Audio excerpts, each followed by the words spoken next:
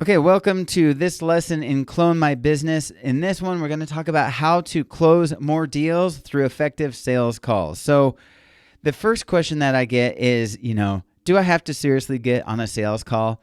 And my answer is always going to be yes. I'm a huge fan of sales call. And the reason why is because nothing beats speaking with another business owner, another human, just a human talking to another human. And you get to learn about their business, you learn about their pains and their struggles, and then you can offer them a solution. And that beats any other tool that I know of to build rapport, which is that whole, know, like, and trust factor that we all need to do business with each other. So and when I say sales call, I'm talking about literally a phone or Zoom, either one. But it's basically you interacting with another human, getting to understand their business, the whole thing. Plus, by doing sales calls, it gives you an opportunity to constantly refine your own sales skills and then be able to teach that to your team when the time comes for you to get other salespeople on board.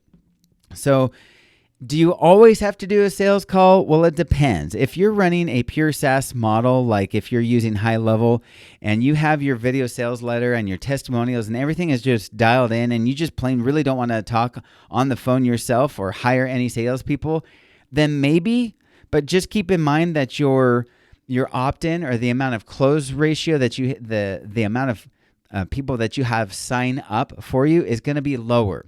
If you've noticed, even the big companies like Salesforce and all those that are pure SaaS, even those guys will have a book a demo button as their main call to action. They want you to get on the phone and talk to a real human as, the first touch with their company. So generally, if you're going to, if you're trying to get me into saying no, I'm not going to say no. I'm going to always say yes. You should get on a sales call.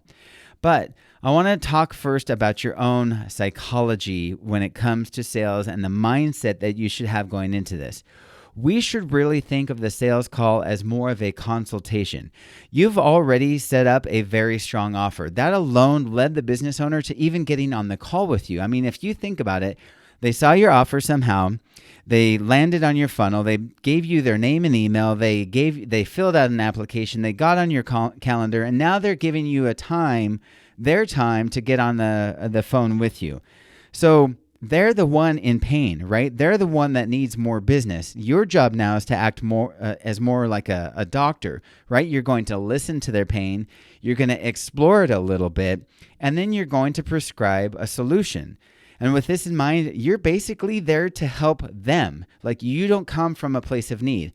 And I mean, no matter where you're at in the business, and I know right now you're thinking, Sean, geez, I just started this business. Of course I'm in a place of need. I need as many business owners signing up as possible. What I mean, though, is that you can't seem like you're coming from a place of need, because you're not. You're coming from a place of authority. You're a digital marketer, and you have the solution for them. They're coming to you for the answer. You're the one prescribing a solution. So you're not pleading, you're not begging, and if they're holding out for whatever reason, all you have to do is remember that there are 100 other competing businesses in the very same city that do want what you're offering. They're also in pain, and they need what you have. So with that in mind, you need to let go of the yes. Even if this is your very first sales call and you desperately want them to sign up and give you their credit card and the whole thing, you need to be willing to let go of the yes. And what I'm getting at is that it's kind of a reverse psychology at play here. If the prospect feels like you're too eager, it might make them more skeptical, and it'll make your job of closing them that much harder. Like, if you're too eager, it's easy to talk too fast. You're not going to listen enough. You're going to ask the wrong questions, and so on. In other words, you're going to lose control of the call. Instead, if they feel that you're relaxed and that you're confident in your solution, they'll be more curious. You're going to be a calm, confident professional that's interested in learning about them and then seeing if there's something that you can possibly do to help them. So you want to dial it back, just be calm and cool and collected. And it's like, if they sign up, cool, yeah, that'll help them. If they don't, whatever, it doesn't matter to you. That's kind of the attitude that you have to have. Now, this is something that goes right in line with that. When you really dig into their pains and you feel like you have a clear understanding of what they need, you've got to be willing to share exactly what would help them. Just tell them what to do. Like literally, you can lay it out for them. Obviously, your services will help them do this, but go ahead and let them know. Like you can say, hey, John, it's been really great talking to you. You know what I would do if I were in your situation? I would take a look at getting reviews. I would look at my database and send out a text and email blast and let them know, that you're blah, blah, blah, blah, blah, the whole thing. Like you can literally tell them what you're going to do. And don't worry. I mean, if they're on the phone with you, because they need someone to do it. Like, don't be afraid of telling them exactly how you work because they won't do it. That's why they're on the phone with you. So, this helps you build to your offer. And then basically after you make your offer, if you feel any kind of resistance, don't be afraid to pull back your offer. Like people chase what moves and they often have fear of missing out, FOMO, right? And it drives them to take action. So there's no hard sales here. This is not like a timeshare presentation or some cheesy like network marketing thing. There's no hard sales. You're not trying to talk them into it because like I said, there's plenty of opportunity out there. There's 274 prospects just like them right there in their own city. And even if they're the only business owner that you've even spoken to, they need to feel like you're going to be talking to 100 more of their competition right after you get off the phone with them. So offer value, like give them everything that you know, tell them what you could do for them, and of course, explain your actual offer, but then pull back. Be like, I gotta stay focused on my time here. I'm speaking with another business owner right after you. So, let me know if this is something for you. So again, kind of like I said, it's a little bit of reverse psychology. Okay. So the goal of every phone call is to advance your prospect down the funnel. And I think I already talked about this a little bit, but your job is to always make forward progress. So your job is to get a yes out of them, which means getting their credit card number or, if needed, getting them on another call, like another, better call. Let's say, for example, you're doing a discovery call and then you want to set them up for a demo call. Like that's up to you. Whatever that means for you, you've got to advance them to the next step.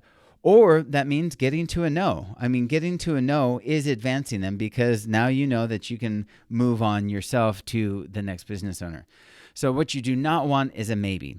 That's a doubt and you need to resolve it. So remember, like nothing is more precious than time and speed, and getting to a yes or no is the most important thing you can do with every conversation you have. So with that in mind, like what you see here, be sure to always get clear on why they're there. Like you want to find out what their main goal is. You want to determine if they have a need or desire for your services. You want to determine if they have a budget to pay for them. Remember the 2 commandments.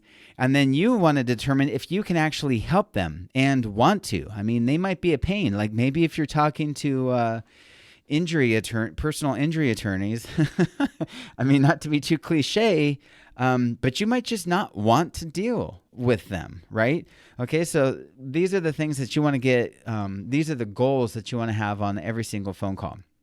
Now, there's kind of a big debate in the industry of 1 call close versus a 2 call close. Like, do you set up a quick discovery call and then have that then do a close call, lead to a close or demo call, or do you do it all at once? So a lot of people in the industry promote doing a quick discovery call followed by a close call.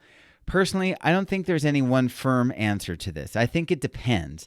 So I've usually never needed more than 1 call. Like if they've come in to me as a referral, well, that makes my job super easy because I basically just learn about their business a little bit. I find out the pains that they've got, and then I answer any questions that they have and then get them to sign up. I mean, they're already pre-warmed up, right? Because they came to me as a referral.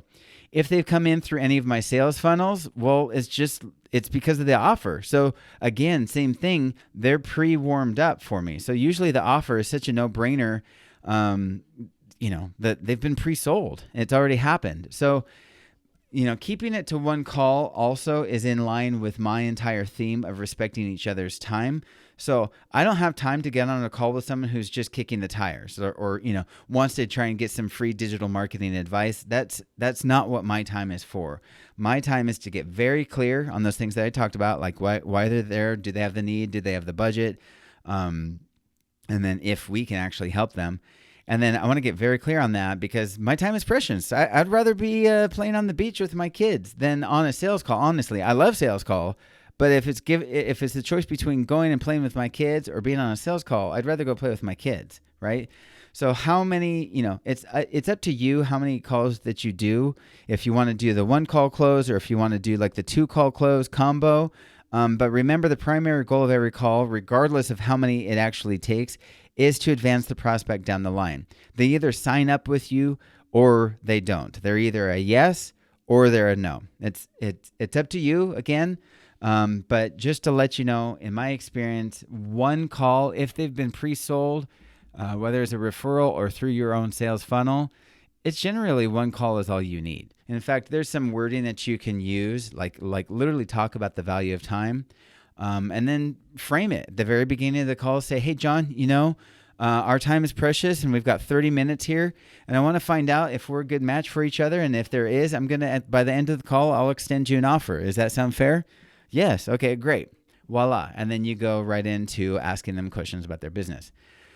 So call flow. Basically, what we want to do is dig into how the call will actually go, like a script that you can follow.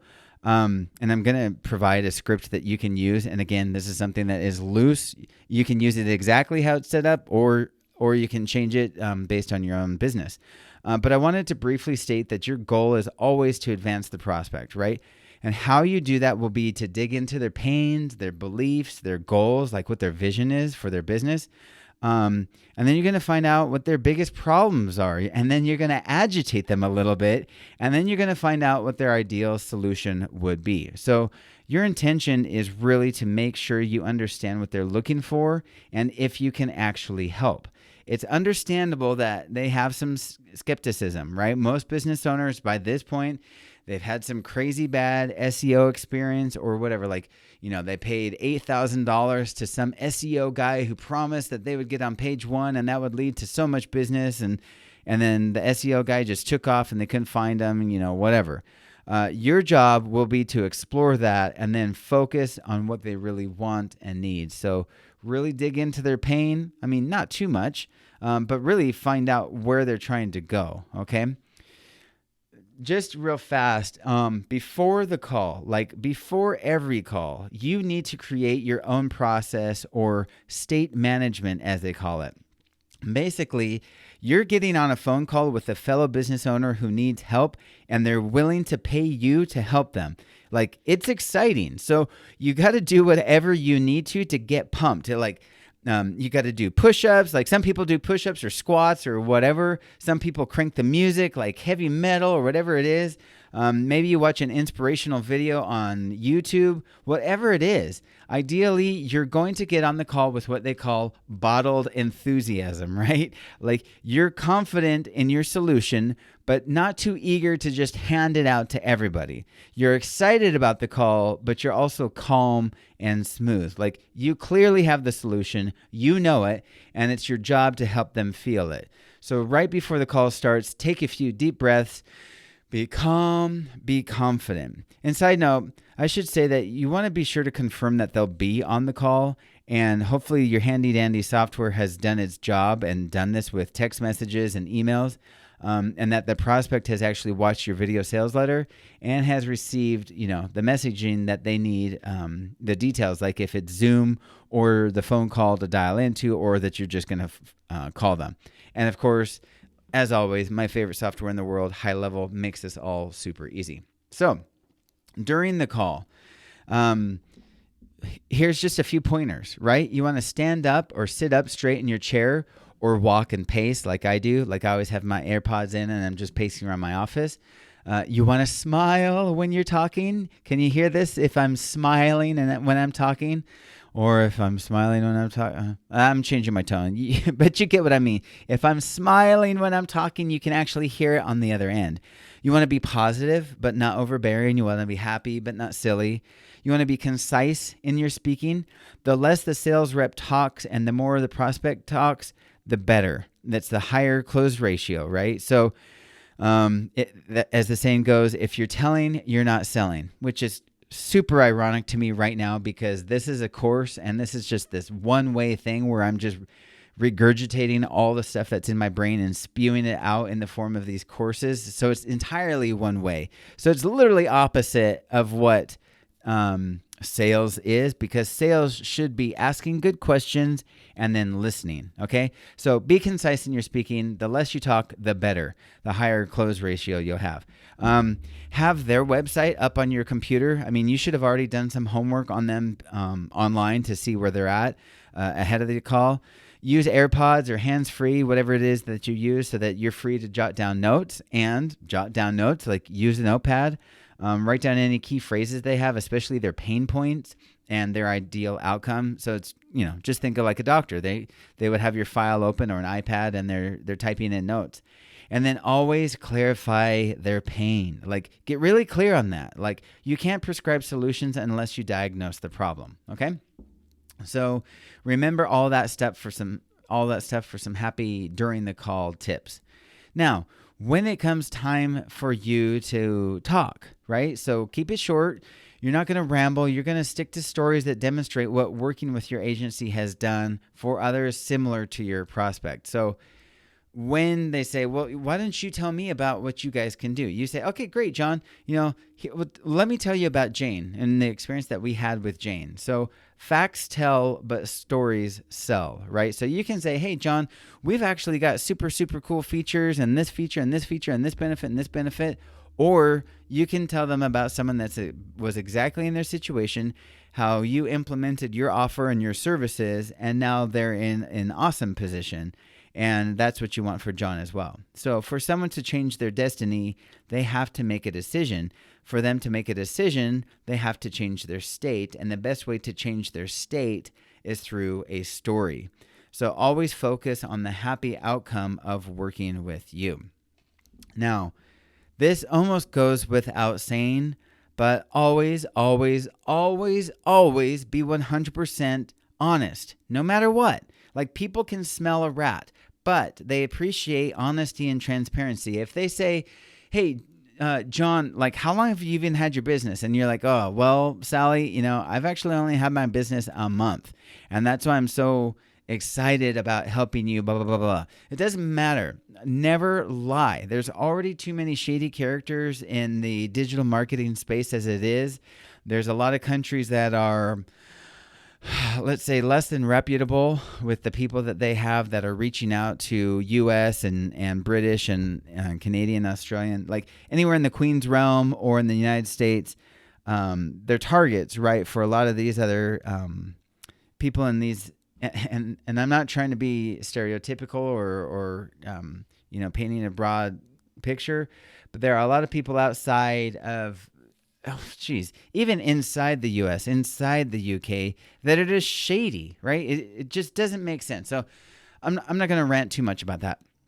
Just be honest. Just be 100% honest, because it just wastes everyone's time if you're dishonest, and it hurts all of us in this industry. Just be honest with your business owners. Treat them like real humans that you respect, and everyone wins. Okay. So rant over. After the call, make any notes that you need on your end, and then send any follow-up messages over to the prospect. I mean, easy peasy. Put it in your CRM. If you're using HighLevel, obviously right there, you can put it in the notes, and then move them down the line. Okay. Something to think about. Did you get the credit card on the call? Can you? Do you? Do you get the credit card? Yes, you can. Of course. It depends on how you've structured your offer and your service. But if it's something like a $500 a month audition, like for the first month of services, like you do a database reactivation or a review campaign or whatever that is, well, that's a no-brainer for them. Like, you're guaranteed. Then you can usually just ask for it, right? So if it's like, hey, John, okay, great to get started. We're going to just do what we said in the offer. We're going to do, for $500, we're going to do database reactivation for you. We're going to get 20 new 5-star reviews this month. And if we don't do that, then at the end of the month on day 31, we'll have a chat and we'll refund your money. You want to get started? Yeah, I guess so. Okay, great. Visa or MasterCard. It's usually that simple that you can just ask for it. And we'll talk about this more coming up in going over the sales script.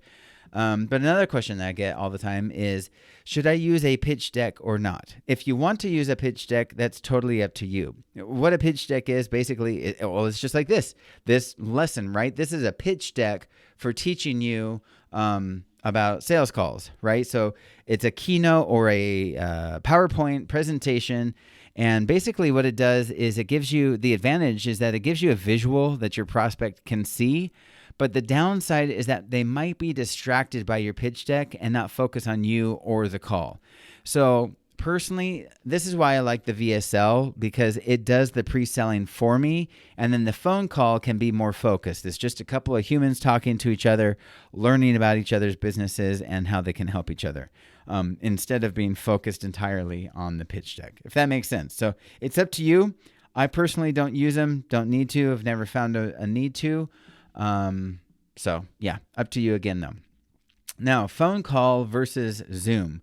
So it's up to you. Again, I like both. Zoom is great because you can add a face along with your voice, and that goes a long way towards establishing rapport. The downside though is that it can be a bit clunky. Like a lot of the guys in my choice industry, home services and manufacturing, they definitely know how to use a phone, but they don't always have time to download Zoom or be in front of their computer or whatever. I mean, half the time they're out on a job supervising it or they're on the road or whatever. So just be willing to experiment and then see what works best for you in your niche. But you should do either one, phone call or Zoom, obviously, so that you can talk to the actual business owner and human. So as always, if you have any questions or comments, let me know. Put them down below or send me a message, and I will see you in the next lesson.